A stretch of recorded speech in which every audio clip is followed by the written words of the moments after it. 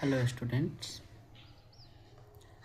इस वीडियो में आज हम आर.एस. अग्रवाल कंपटीशन का मैथ सॉल्व करेंगे। जो आज हमने बुक लिया है वो 3 राइटर का ही है, चूँकि जितना भी हम अभी तक मैथ बनाए हैं वो सभी 3 राइटर वाले बुक से ही सॉल्व किया गया है और उसमें एवरेज चैप्टर को लिया गया है सॉल्व करने के लिए। ठीक है, तो आइए हम देखते हैं कि इसमें पिछले वीडियो में क्वेश्चन नंबर 36 तक हम इसका प्रॉब्लम सॉल्व कर लिए थे और आज हम 36 से आगे सॉल्व करेंगे। तो चलिए शुरू करते हैं। उससे पहले आपसे रिक्वेस्ट है कि अभी तक आपने हमारे इस चैनल को सब्सक्राइब नहीं किया है तो कृपया चैनल को सब्सक्राइब ज़रूर कर लें। चलिए शुरू करते हैं। क्वेश्चन नंबर 37 में कह रहा है कि एक क्रिकेट खिलाड़ी की 10 पारियों की एक निश्चित औसत रन संख्या थी, यानी 10 पारी में उसके द्वारा औसत रन कितना था ये नहीं बताया गया है। 11वीं पारी में उसने 108 रन बनाए, यानी जब वो 11वीं पारी खेलने जा रहा है तो उस इनिंग में वो 108 रन बना लिया और उसने 108 रन बनाने के साथ ही अपनी औसत रन संख्या में 6 की वृद्धि कर ली। तो उसकी नई औसत रन संख्या क्या है ये पूछ रहा है। तो हम क्या करेंगे, अभी ना हम डिटेल बता रहे हैं, इसके बाद हम शॉर्ट मेथड को सॉल्व करेंगे। माना कि 10वीं पारी तक रनों की संख्या, हम क्या कर लेंगे, इसको 10 को x से गुना कर लेंगे तो ये कितना हो जाएगा 10x, यानी 10 इनिंग तक वो टोटल 10x रन बनाया। अब क्या कहता है कि 11वीं पारी में उसने क्या किया है कि 108 रन बनाया है और वृद्धि कर लिया है 6 औसत रन का। ठीक है, तो हम क्या करेंगे, ये 10x नहीं 11वीं पारी है 11 और x प्लस 6, यानी पहले से औसत उसका x था, उसमें 6 की वृद्धि हो गई तो x प्लस 6। अब इसमें से माइनस कर लेंगे हम 10वीं पारी का रन, तो ये टोटल डिफरेंस कितना हो गया 108 का। अब ये सॉल्व करेंगे तो 11x plus 66 minus 10x equal to हो जाएगा 108। अब यहाँ 11x में से 10x घटेगा तो x equal to 108 minus 66 equal to ये हमारे पास आ जाएगा x का वैल्यू 42। लेकिन हमारे पास हमसे पूछ क्या रहा है कि 11वीं पारी का औसत रन क्या है। तो 11वीं पारी का औसत रन, तो मान लीजिए 10वीं पारी में वो x औसत था, 6 की वृद्धि कर लिया यानी x प्लस 6, तो x का वैल्यू आया 42 प्लस 6 इक्वल टू 48। ये उसका 11वीं पारी का औसत था। ये क्वेश्चन नंबर 37 का है। ये डिटेल मेथड से था। हम इसका ट्रिक क्या यूज करेंगे, तो ट्रिक यूज करने का तरीका है कि 11वीं पारी यानी जो लास्ट पारी खेला है उसमें कितना रन बनाया, तो 108। यदि वृद्धि होता है औसत में तो माइनस लिखेंगे और कमी होता है तो प्लस लिखेंगे, उल्टा होता है। तो वृद्धि हुआ है हम माइनस लिख लिए हैं। और 10वीं पारी के बाद कौन सी पारी खेला है, 11वीं पारी खेला है, तो 11 और कितना वृद्धि हुआ है 6 का वृद्धि हुआ है, तो हम लिख दिए 6 और 108 में से इसको मल्टीप्लाई करेंगे तो 66। ठीक है, अच्छा यहाँ 11वीं पारी में पूछ रहा है ना, तो उससे पहले वाली पारी का घटाएंगे, यानी उससे पहले 10 पारी में, क्योंकि 11वीं पारी में तो उसने 108 बनाया ही है, उससे पहले वो 10 पारी खेला था और खेलने के बाद हम जो औसत घट या बढ़ रहा है उससे गुना कर लेंगे, तो ये हो जाएगा 60 और अब इसको घटाने पर हो जाएगा 48। ये हो गया इसका ट्रिक। बहुत ही सिंपल है, आप इसको खुद से सॉल्व कर सकते हैं। दोनों ही तरीका बताया गया, आप लॉन्ग प्रोसेस बना सकते हैं या फिर शॉर्ट प्रोसेस से भी बना सकते हैं। आगे बढ़ते हैं और क्वेश्चन नंबर 38 को सॉल्व करते हैं। 38 में क्या है कि 11 संख्याओं का औसत 10.9 है। यदि पहली 6 संख्या का औसत 10.5 है और अंतिम 6 संख्याओं का औसत 11.4 हो तो मध्य की संख्या क्या है। जैसा क्वेश्चन नंबर 36 बताया गया है उसी तरीके से क्वेश्चन नंबर 38 भी बनेगा। यानी देखिए टोटल जो संख्या है वो 11 है, लेकिन पहला 6 और अंतिम 6 करने पर ये टोटल 6 और 6 12 संख्याओं का पर औसत दिया हो गया। तो इन सभी संख्याओं का योगफल निकाल करके और दोनों को जोड़ देंगे और जोड़ने के बाद इसका गुणनफल कर लेंगे और गुणनफल निकाल करके हम उसका आंसर कर सकते हैं। आइए इसको भी हम सॉल्व कर लेते हैं। और क्वेश्चन नंबर 37 मध्य भाग यानी पहली 6 संख्याओं का औसत दिया हुआ है। पहली 6 संख्या का औसत कितना है तो 10.5, तो 6 गुना 10.5 प्लस अंतिम 6 संख्याओं का औसत है 6 गुना दिया हुआ है, यह है 11.4। अब इसमें से हम इसको माइनस कर लेंगे, टोटल 11 संख्या था और इसको गुना करेंगे 10.9 से। ठीक है, अब इसको यदि हम सॉल्व करें तो इसको गुना करेंगे हम, तो 6 25 का 0 हासिल 3, 6 फिर ये 3 और 6 63 आएगा और प्लस 6 4 के 24 का 4 हासिल 2, 6 2 8 और 6 68.4 और माइनस इसको इससे मल्टीप्लाई करेंगे तो 119.9 आएगा। अब हम इसको जोड़ेंगे, जोड़ने पर कितना आएगा 4 8 3 11 का 1 हासिल 1, 6 6 12 और 1 13, 131.4 और माइनस 119.9। सॉल्व करने पर इसको माइनस करेंगे तो आएगा आंसर 11.5। ये हो गया क्वेश्चन नंबर 38 का आंसर। इसी तरीके से बनाएंगे। अब है क्वेश्चन नंबर 39 में क्या कहता है कि किसी वर्ष एक व्यक्ति की औसत मासिक आय 100 रुपये है। यदि इस व्यक्ति की पहले 8 माह की औसत मासिक आय इतना है और अंतिम 5 माह की औसत मासिक आय दिया हुआ है, तो 8वें माह का आय कितना होगा। इसी तरह यहाँ भी है, एक वर्ष में 12 महीना होता है, यहाँ 8 और 5 13 महीने का दिया हुआ है। तो इसका सॉल्यूशन में से घटा लेंगे इसका सॉल्यूशन का, तो आंसर आ जाएगा हमारे पास। आइए इसको भी हम इसी तरीके से सॉल्व कर लेते हैं। और ये है क्वेश्चन नंबर 39। तो 8वें माह का पूछ रहा है, 8वें माह की आय। ठीक है, तो क्या कहता है पहले 8 महीने में, है ना, पहले 8 महीने का औसत है 3160 रुपया। तो गुना करेंगे तो 8 महीना में कितना मिलता है ये पता हो जाएगा। और फिर अंतिम 5 महीना का जो है औसत वो है 4120। इसको भी गुना कर लेंगे और दोनों को जोड़ देंगे तो एक साल में कितना पेमेंट मिलता है, 13 महीना का कितना आया वो आ गया। अब माइनस कर लेंगे, एक वर्ष का पूछ रहा है तो 12, और एक वर्ष का यदि निकाला जाता है तो औसत मासिक आय 3400 रुपये है।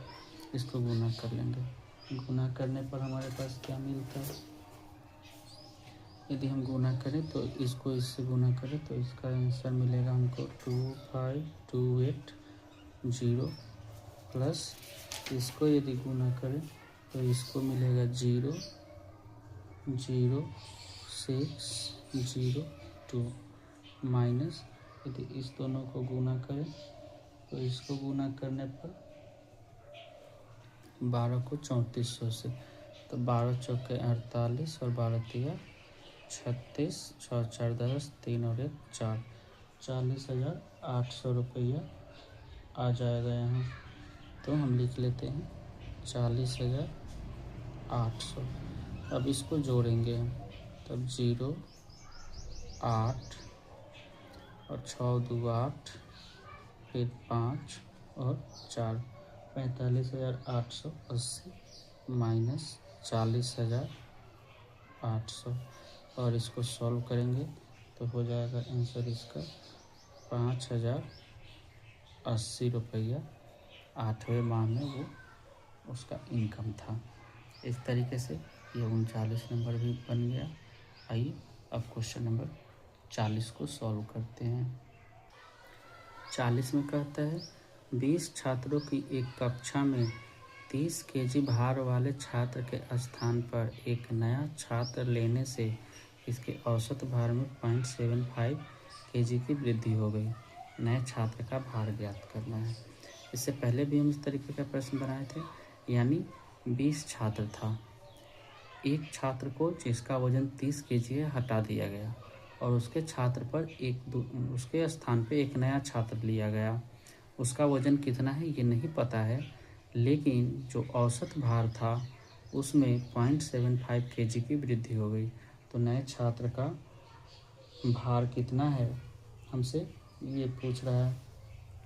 तो इसका भार निकालने का सबसे आसान तरीका है, क्वेश्चन नंबर है इसका 40। भार पूछ रहा है हमसे, तो भार बराबर कितना था जो बाहर गया है 30 केजी भार था, और एक गया है और एक आया है, यानी टोटल 20 ही विद्यार्थी था। एक गया तो 19 हो गया और फिर वापस एक को अंदर ले लिया गया, तो टोटल कितना हो गया 20। और यहाँ पे ना ये चूँकि वृद्धि हुआ है तो गुना नहीं प्लस का साइन होगा, ये प्लस होगा 20, और कितना कमी या वृद्धि हुआ है तो 0.75 यानी 0.75 का वृद्धि हुआ है। तो 30 जोड़ इसको हम 75 मानते हैं, तो 75 दूना 150, यानी इसको सॉल्व करेंगे तो 15 आएगा, और जोड़ देंगे तो जो नया छात्र आया था उसका वजन है 45 केजी।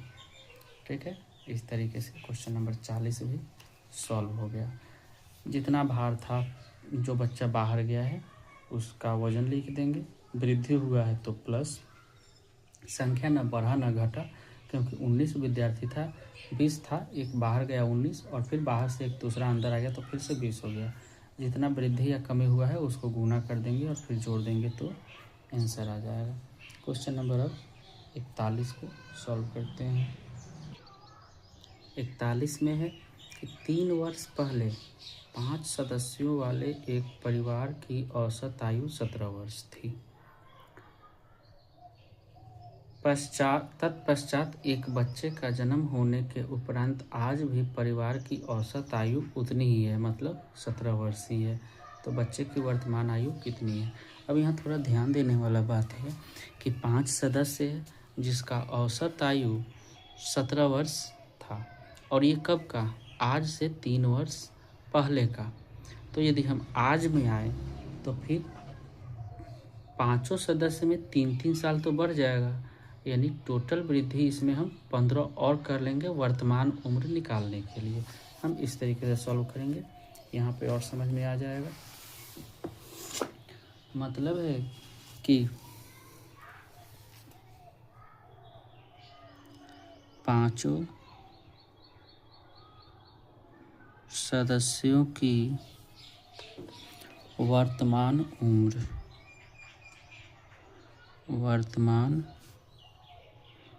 उम्र बराबर 5 गुना 17 और प्लस एक व्यक्ति की उम्र अभी वर्तमान में आने में 3 साल जुड़ेगा। तो 5 व्यक्ति है तो वर्तमान में 5 का 3-3 साल बढ़ेगा। तो हम क्या करेंगे, 3 गुना 5 बराबर 15 साल बढ़ जाएगा। तो 17 × 85 और 15 कितना हो जाएगा, 100 वर्ष हो जाएगा वर्तमान आयु। लेकिन अभी क्या है कि एक बच्चा भी जन्म लिया है, तो टोटल कितने सदस्य हो गए? 6। और 6 सदस्यों की वर्तमान आयु का उम्र कितना है? अभी भी पहले की ही तरह है। तो पहले की तरह कितना है? तो पहले 17 था, आज भी 17 ही है। तो उन 6 सदस्यों का उम्र कितना हो जाएगा? योगफल 6 सदस्यों की वर्तमान आयु का योगफल, ठीक है। तो 6 गुना 17 बराबर हो जाएगा 102। तो बच्चे की आयु पूछ रहा है, बच्चे की उम्र। 6 सदस्यों की आयु का योगफल 102 है और 5 सदस्यों की उम्र का योगफल 100 है। तो 6 गोला में से 5 गोला को घटा देंगे तो ये हो जाएगा 2 वर्ष। यानी जो बच्चा जन्म लिया है उसका अभी उम्र 2 वर्ष है। ठीक है, इस तरीके से हो गया क्वेश्चन नंबर 41। क्वेश्चन नंबर 42 को सॉल्व करते हैं, देखते हैं क्या कहता है क्वेश्चन नंबर 42 में। 42 में कहता है कि 10 वर्ष पहले 4 सदस्यों वाले एक परिवार की औसत आयु 24 वर्ष थी। यहाँ भी वही बात है कि 10 वर्ष पहले का है और 4 सदस्य का है। वर्तमान में आने के लिए 4 और 24 को गुना करके, और 4 सदस्य है तो 10-10 साल चारों का बढ़ेगा, यानी 40 ऐड कर देंगे। तत्पश्चात 2 बच्चे 2 वर्ष के अंतराल पर पैदा होता है। 2-2 वर्ष के अंतराल पर 2 बच्चा पैदा हो गया, फिर भी औसत आयु उतनी ही है। तो छोटे बच्चे की आयु कितनी है? आइए सॉल्व करते हैं। पहले 5 सदस्यों का वर्तमान उम्र निकाल लेते हैं।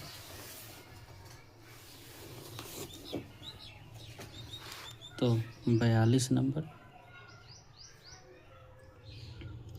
4 सदस्यों की वर्तमान आयु का योगफल,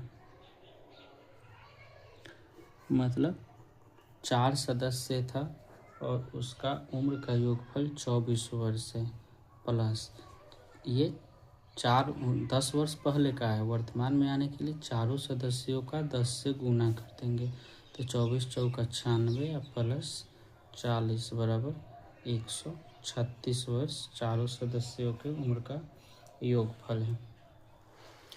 अभी भी अब बच्चा 2 जन्म लिया है, तो कितना हो गया? 6 सदस्य। 6 सदस्यों की आयु का योगफल, तब कितना हो जाएगा? 6। अभी भी औसत उम्र कितना है? 24 वर्ष ही है, तो ये हो जाएगा 144। ठीक है, तो बच्चे की उम्र कितना है? बच्चा तो 2 ही है ना, तो 2 बच्चे की आयु का योगफल कितना हो जाएगा? 6 सदस्यों का 144 है और 4 सदस्यों का 136 है, मतलब कितना हो जाएगा? यह हो जाएगा 8 वर्ष। और जो बच्चा है वो 2-2 वर्ष के अंतराल पर पैदा हुआ है, यानी छोटे बच्चे का उम्र यदि x वर्ष है तो बड़े बच्चे का उम्र हो जाएगा x+2। इन दोनों के उम्र का योगफल है 8 वर्ष। तो अब क्या हो जाएगा? 1 और 1 2x + 2 इक्वल टू हो जाएगा 8। तब 2x = 8 - 2, 2x = हो जाएगा 6। 2 से ये 3 बार में कट जाएगा, यानी x का वैल्यू हो गया 3। यानी ये जो x है वो छोटा बच्चा का उम्र है और ये x + जो 2 है वो बड़े बच्चे का है ना। तो अब छोटा बच्चा का यही हो जाएगा 3 वर्ष उम्र। बहुत ही आसान है, आप इसको प्रैक्टिस करेंगे और खुद से भी सॉल्व कर सकते हैं। उम्मीद करता हूँ वीडियो आपको पसंद आया होगा।